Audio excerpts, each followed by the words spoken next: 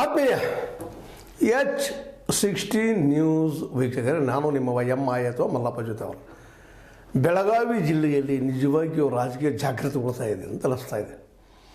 ಯಾಕೆಂತಂದರೆ ಈ 16 ಸೀಟುಗಳಿಗೆ BDCC ಬ್ಯಾಂಕಿನ ನಿರ್ದೇಶಕತ್ವಕ್ಕೆ ಎಲ್ಲ MLAಗಳು ತಮ್ಮ ತಮ್ಮ ಕ್ಷೇತ್ರದಲ್ಲೇ ನಮ್ಮ ಡಾಮಿನೆನ್ಸ್ ಇರಬೇಕಪ್ಪ, ನಾವೇ ಕೈಯಲ್ಲಿ ತೆಗೆದುಕೊಳ್ಬೇಕು ಅನ್ನೋಂಥ ಮನೋವೃತ್ತಿ ಎಲ್ಲರೂ ಜಾಗೃತ ಆಗಿದೆ. ಹೌದು, ಇವರೆಲ್ಲರೂ ಈಗ ಏನು ನಿಂತದ್ದ ಅಥವಾ ಕಾಂಪಿಟೇಷನ್ ಮಾಡಿಸೋಂಥ ಜಾರಕಿಹೊಳಿಯವರಾಗಿರ್ಬೋದು, ಕತ್ತಿಯವರಾಗಿರ್ಬೋದು, ಪಟ್ಟಣವರಾಗಿರ್ಬೋದು, ಅಥವಾ ನಮ್ಮ ಲಕ್ಷ್ಮಣ ಸವದಿಯವರಾಗಿರ್ಬೋದು, ಲಕ್ಷ್ಮೀ ಹೆಬ್ಬಾಳ್ಕರ್ ಭಾಯಿ ಅವರಿರ್ಬೋದು, ಎಲ್ಲರೂ ಹೆಚ್ಚು ಕಡಿಮೆ ತಮ್ಮ ತಮ್ಮ ಕ್ಷೇತ್ರ ನಮ್ಮವ್ರು ನಾವು ಗೆಲ್ಲಿಸ್ಬೇಕು, ಅವಿರೋಧರೇ ಆಗಬೇಕು, ಇಲ್ಲ ಇಲೆಕ್ಷನ್ ನಮ್ಮವ್ರು ಗೆಲ್ಲಬೇಕು ಅಂತ ದೊಡ್ಡ ಪ್ರಯತ್ನ ಇದ್ದಾರೆ. ಇದೊಂದು ಶುಭ ಸೂಚನೆ. ಯಾಕಪ್ಪ ಅಂತಂದರೆ ಇಲ್ಲೇ ಕೇವಲ ಒಂದೇ ಕುಟುಂಬ ಡಾಮಿನೆನ್ಸಿ ಮಾಡೋ ಸಾಧ್ಯತೆಗಳು ಭಾಳ ಕಡಿಮೆ ಆಗ್ತಾಯಿದೆ ದಿನದಿಂದ ದಿನಕ್ಕೆ. ಇದು ಪ್ರಜಾಪ್ರಭುತ್ವದ ಒಳ್ಳೆಯ ಲಕ್ಷಣ. ಯಾಕಂದರೆ ಯಾವುದೇ ಸಹಕಾರ ತತ್ವದಲ್ಲಿ ಯಾವುದೇ ಒಂದು ಕುಟುಂಬ ಡಾಮಿನೆನ್ಸಿ ಆಗಬಾರ್ದು, ಎಲ್ಲೇ ಆಗಲಿ ಅದು ಆಗಬಾರ್ದು.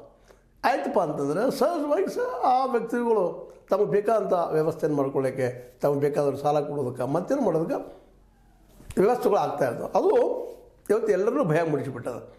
ಹೌದಪ್ಪ, ನಾವೆಲ್ಲರೂ ಶ್ರಮದಿಂದ ಕಟ್ಟಿದ್ದೀವಿ BDCC ಬ್ಯಾಂಕನ್ನು, ಯಾರದೂ ಒಬ್ಬರು ನಾಳೆ ಬಲಿಯಾಗಿ ಲಾಸ್ ಆಗಬಾರ್ದು ಅನ್ನೋಂಥ ಭಯ ಎಲ್ಲರಲ್ಲೂ ಅದ.